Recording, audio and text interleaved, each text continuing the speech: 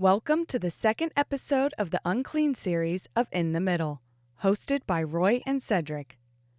In this episode, they talk about the consequences of lashon hara, or evil speech. If you'd like to read along, reference passages are in the show notes, and we hope you enjoy this episode of In the Middle.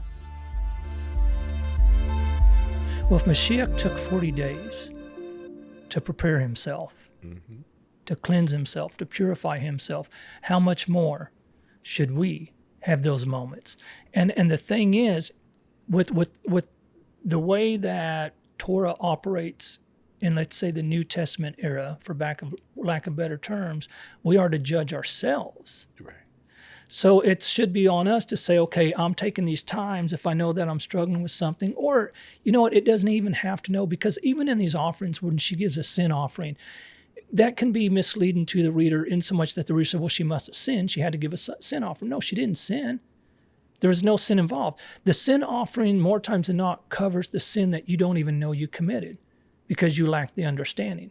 So as a form of life in this era, you would give sin offerings, just knowing that you weren't perfect. Not necessarily because you did something. If you did do something, yeah, obviously you gave a sin offering. And sometimes those sin offerings could grow in monetary value. I mean, we've got this down to doves.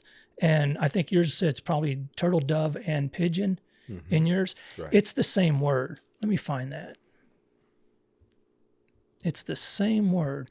Other than, if I can find it, Yonah right here. So this is the word yours is translating as pigeon, which is Yonah, which is Jonah, as in Jonah in the whale. And it's the same word for both pigeon and dove. But we have this one, tor. This is specific to turtle dove. And as I've been learning, English does not like using the same words over and over again. So you can have a word, if it has two definitions, if the word occurs twice, they'll use definition number one for the first word, definition number two for the second word. Yeah. The English, whoever came up with it, they did not like doubling the information on there. But in Scripture, there's no difference between a dove and a pigeon. So, and what's funny is, I think yours says a young dove. It actually, and that's proper, but it's uven Yonah.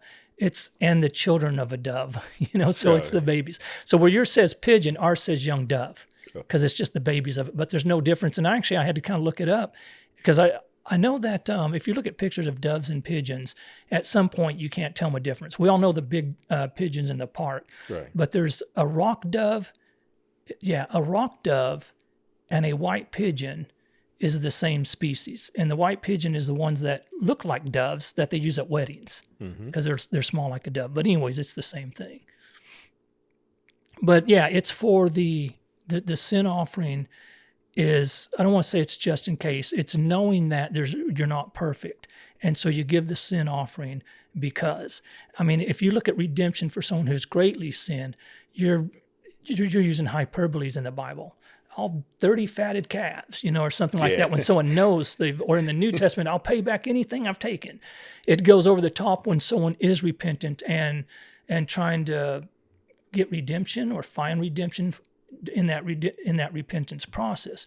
But in this, as the course of the daily offerings go, it's covering the sin I didn't know I did. I didn't have any conviction of it. I don't have any recollection of it. So it is still that purification process. So for me, it's kind of incredible. And I understand it's a woman because she's the one giving birth, but it's still a woman that's going through this process. And to me, that's kind of incredible because of in the Hebrew of how she's elevated herself to a certain spiritual state. Right. Yep.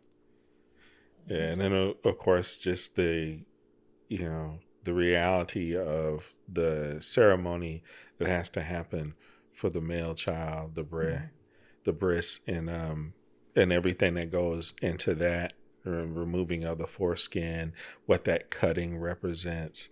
One thing that as I was looking into that I was really like, oh, that's interesting, was the specificity of the eighth day and the significance of that day and the various regulations if the child is sick and can't receive that particular mitzvah on that day because it would put the child's health at risk. Yeah. It can be put off Yeah. till the child is better and then done. But when it's done, somehow it still is. It's retroactively as though it had received it on the eighth day. That day. Yeah. And I was like, that is Yeah. amazing. Like, Yeah.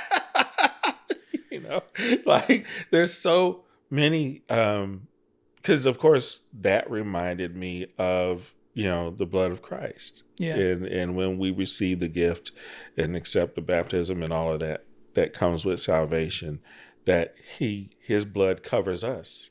Yeah. All the way. Yep. And All the way back. Yeah. And it's like that same mechanism, that same model. It's like an early revelation of how that works.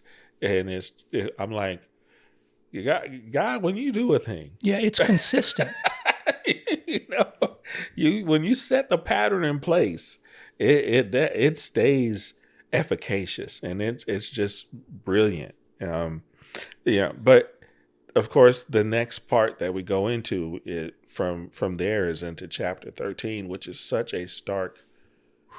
Yeah. Like is Well, what they have in common, though, there is a commonality between these two, meaning that the person is the source of uncleanness. right. And so I think that's why they're paired at where they're at. But the second one, I'll let you kick it off because it's a mouthful and a mindful, I think. Right. So at that point in chapter 13, we're looking at what happens when somebody gets leprosy, and how their process works, and being first what the priest should do and how they are removed from community, Mm-hmm. and then how they are restored to community by the priest, and in both cases by a word, which is interesting because in the Hebrew tradition, you get leprosy from lashon hara, Yeah. evil speech. Yeah. So because you had this haughty, arrogant attitude and let it come out of your mouth, you find yourself with leprosy, you know, as the consequence. And so a word acknowledges your behavior. Yeah. And, you know, just life and death are in the tongue. So a word acknowledges your behavior. And because of that word publicly given, you are made unclean, and the community is essentially rejects you. Yeah. Right. And you're forced to be removed from the camp, and the camp, all the way out. All the way out. And then they through a process of inspection and a process of what is supposed to be introspection by the person that has been designated unclean, they eventually come to a state where they can be restored. And then with a word, clean, you are restored back into community and back into the camp. And I'm like, man, it's your mouth that got you into trouble, but it's the community's response to that, and the divine instruction given that says, no, here's your consequence. Yeah. Now you have an outward expression of what has been in your heart showing on you. And our response to that is, nah, you can't kick it. You got to go, because this can't spread throughout the community. Yeah. It's really amazing. That whole thing was just mind blowing to me. We focus on lashon hara because that's the examples that we get in Scripture with Miriam and Aaron. When they're grumbling against Moshe, Miriam is afflicted with leprosy and put outside the camp. Right. As hard as these scriptures are, to me, it's one of the most merciful sections of Torah, I think. And one I should also state, the word that is translated as leprosy in the English scriptures is it's tzaraat. Mm-hmm. And the rabbis are quick to point out that doesn't exist today. It's not leprosy like what we know today. It's a different sort of skin, and it's kind of like when I first learned about it, the term was used, dead man walking. Your heart's fine, your liver's fine, your kidney's fine.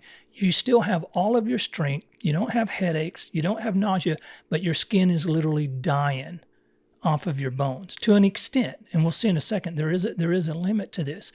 And it's really the only one where the remedy is not necessarily given in Torah. You know, of all the things that's happened up until this point, a redemptive remedy has been given. Bring a half shekel of silver. Right. You know, do all of these things. Bring gold as your heart moves you to. Bring the craftsman. There was a remedy given to us. There's a remedy for touching a dead body, the red heifer. Right. And then we had all kinds of remedies for idolatry with the golden calf. There's no remedy listed in Scripture that I'm aware of over catching tzaraat. And as you said, it's something that is the byproduct of your condition, your spiritual condition. And the reason why I see it is so mercifully, because if you're the one that caused the problem, guess who can fix it? You can. Right. You're the one that can also fix the problem. But it's also, and this is traditional, but we're taught that not everybody who did the things that caused tzaraat would get tzaraat, that it was actually put on people that were at a fairly high walk with the Lord, if we can say it that way, that had some spiritual rank to them. Because as we know, through the story of the strange fire, when you're that close to God, if the condition is not met, you can die. You will die. Right. We have died over that. And so this is one of those types of diseases that you're in a good, proper place with the Lord, in your walk with the Lord, in your spiritual development, but you didn't sanctify certain things properly. So we look at lashon hara, but they actually give a list of, most of it is to do with speech, but even sexual impurity is on that. The rest is haughtiness and pride, and some rabbis even put murder into the list. We stay with lashon hara because, like I said, that's the one that's demonstrated in the Bible. And lashon hara is evil speech. It's gossiping.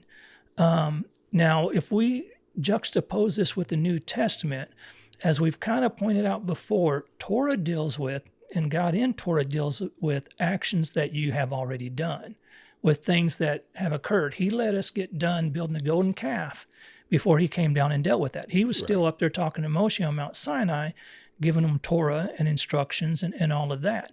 And there's a party going on at the bottom. He didn't interrupt it. He didn't stop it. When it was complete, it got judged. If you juxtapose this with the New Testament and with Yeshua's teaching, then what you'd have to also add to the list would be, I don't know how I would put this, evil intent, wicked intent, even your intent to do bad. Now, that's not saying we're going to get tzaraat, because we don't now. We don't get it. That's not when we got when the Lord came forth, when the temple was done away with, a lot of these things were removed.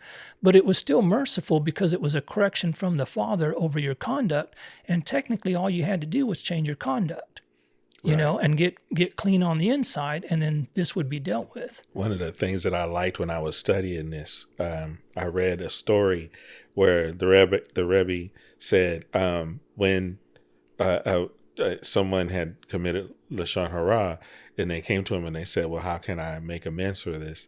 He said, okay, I want you to go home, and I want you to get that nice goose down pillow, and I want you to leave a trail from your house to my house with those feathers.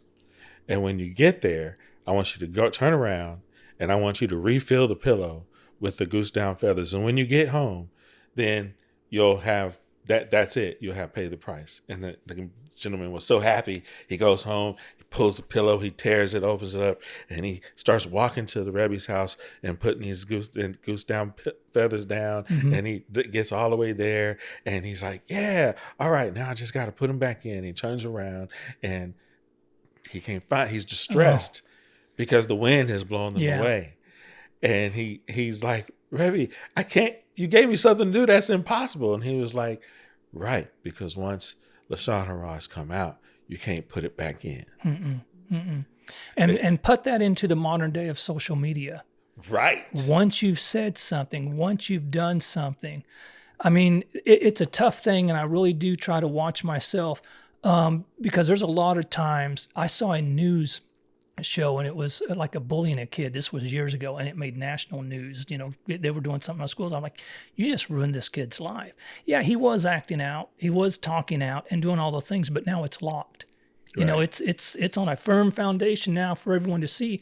People will do things on social media, and I think we've got to have a whole lot more grace for them because it's not something said in private. And just as that rabbi was talking about, that the feathers are scattered to the wind.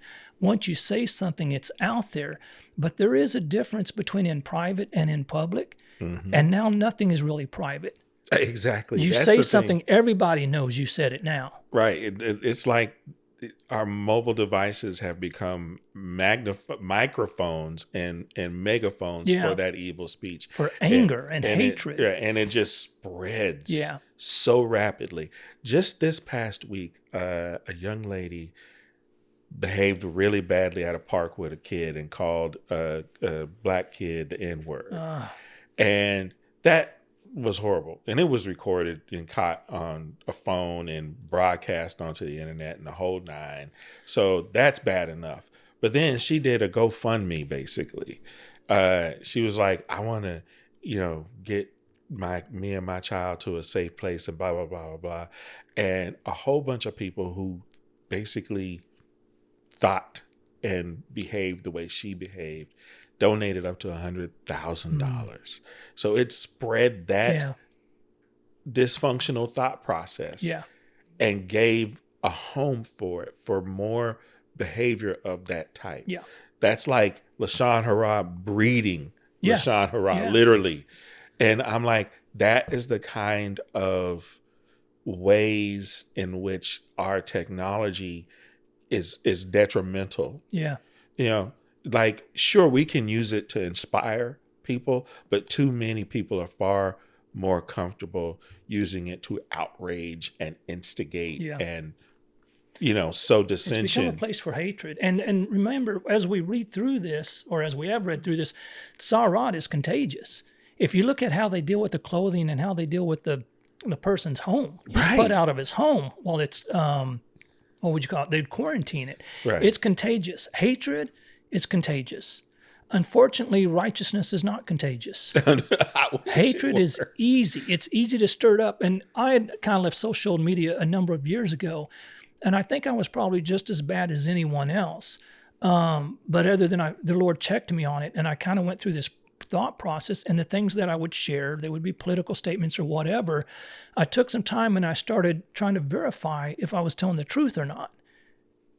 10 out of 10 times I was not telling the truth.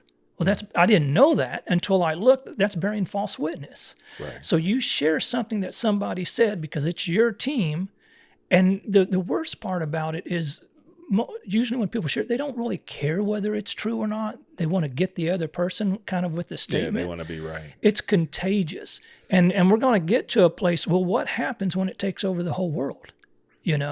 Because it does spread like wildfire. You share things, you say things. There's a Jewish group that I'm affiliated with. We study, me and you both use their resources. And on social media, a guy, supposedly 2 Jews came and spoke at his, I don't know whether you'd call it a synagogue or a church, they're Sabbath keepers, and said that that at this organization they teach if a Gentile studies Torah, they should be killed. And I saw that. And so I went and got the actual public statement from the Jewish organization on their approach to teaching Torah to Gentiles because it was a false statement. The guy would not retract his statement. I asked him to do that publicly. I said, you have borne false witness. This statement is not true, and I can prove it to you. I said, I know these people. I've been studying under them for years now. Right. He absolutely would not do it. And at first I was so upset, and then I realized he can't. This thing has taken him over. He can't retract it. It can be a lie, it can be false, but he ain't letting it go. And that's why you see maybe some of the harshness of how tzaraat, the person with leprosy or tzaraat, is dealt with, because it's a force to be reckoned with when it gets out of control. Yes. And we're seeing that right now. And you have to be careful. And I'm talking to myself. Nobody needs to listen to this. I'm talking to myself. You have to be careful with self-righteousness. You have to be careful when you know that you're right, but how you approach that fact. You can't hate back. The New Testament tells us we are not to take pleasure. Is that the New Testament? When our enemy falls. That's not the New Testament. Proverbs 24:17-18. Let's pull it up real quick. Okay, go ahead and read it now. You can read it from yours, Cedric. Okay. Rejoice not when thine enemy falleth, and let not thine heart be glad when he stumbleth, lest the Lord see it, and it displease him, and he turn away his wrath from him. It's that heart part. Let not your heart be energized. Yeah, but just the strictness of dealing with your heart. So it's not even, and I mean, we can't call this Torah because it's the writings, the scriptures. But even in this Old Testament, it's telling you to guard your heart about the way you approach an enemy when they stumbles. And if you think about the climate we're in right at this moment, it would be easy for me to see one go down and be pretty happy about that. I'm not gonna lie, I'd be pretty happy about that. And I've really been working on myself. That is the same. It falls in that lashon hara. It falls into that. We're just going to layer a degree of separation closer to us and saying, okay, let's go all the way to the heart, not just what you speak. You've got it in there, that joy. And I guarantee you, if you've got it in your heart, it's going to come out your mouth. Right. Because out of the abundance of the heart, the mouth speaks. The mouth speaks. We hope you enjoyed this episode of In the Middle. Like and subscribe wherever you listen to your podcast to support the show.